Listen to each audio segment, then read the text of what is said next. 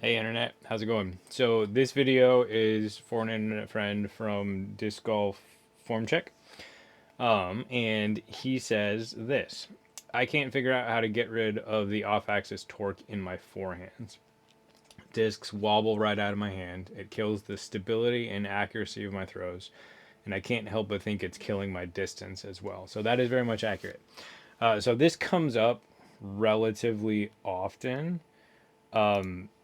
and that kind of means something because it's coming up relatively often for me, and I am not someone who markets themselves as a forehand expert.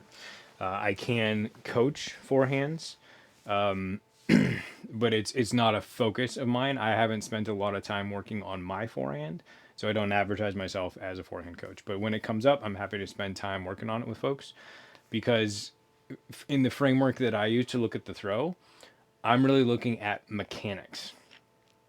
And mechanics at the level that I'm looking at them don't really change between forehand to backhand. There's some considerations to worry about. The biggest change is wrist pop matters more on a forehand because our wrist flexors are 60% stronger than our wrist extensors. So extending isn't really a thing on a backhand throw. Some people would say it is, but it's not that important. But on a forehand, it really matters because that's your last force multiplier in terms of getting the disc out of your hand. There's a little bit of a finger pivot, but in a backhand, the finger pivot really matters a lot. And on a forehand, the wrist pop matters a lot more. So there are some fundamental mechanical differences, but those don't really come into play until later. If you're just looking at fundamentals of the backhand, I don't really see a whole lot of difference. And we learned from Gannon that mechanics can work either way. You can use what would classically be thought of as totally forehand lower body mechanics and get it to work on a backhand. That's what Gannon does on at least like half of his shots. So then the reverse is also true. You can use more backhand looking mechanics on a forehand and get it to work. So, anyways, let's take a look at the video and then we'll go from there. So, this is internet friend working on wobble. Play it once. See the wobble. The wobble is real. And then we'll quickly pause it a little bit. So I'm not even going to attack mechanics at all here. There's stuff we could look at, but honestly, I would have to spend some time looking at it to get the mechanics figured out. But we've got a bigger fix, heavier handed fix than that to start with. So this is where the disc starts. And the disc is going to rotate 90 degrees with the elbow drop. Then we get to like, I went a little too far. This is just Facebook video, so I don't have frame by frame, so bear with me. And I missed that pause button. This is why we like YouTube videos.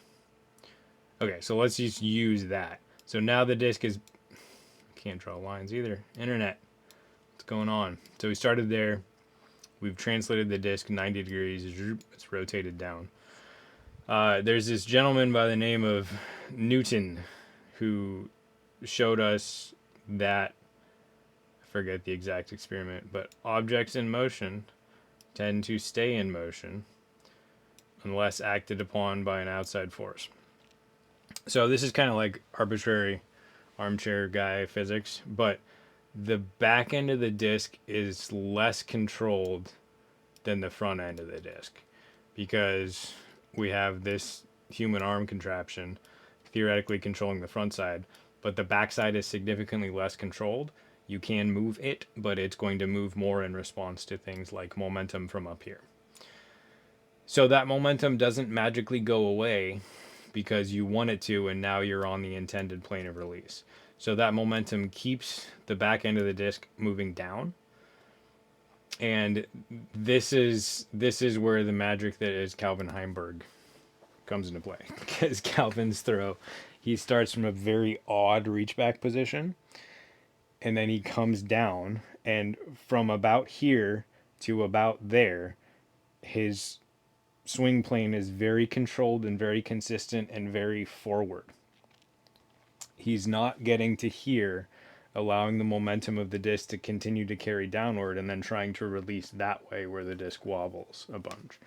So what matters is consistency in about the last foot. That's an arbitrary guess before the hit point, before the release point. So that's what we want to control for.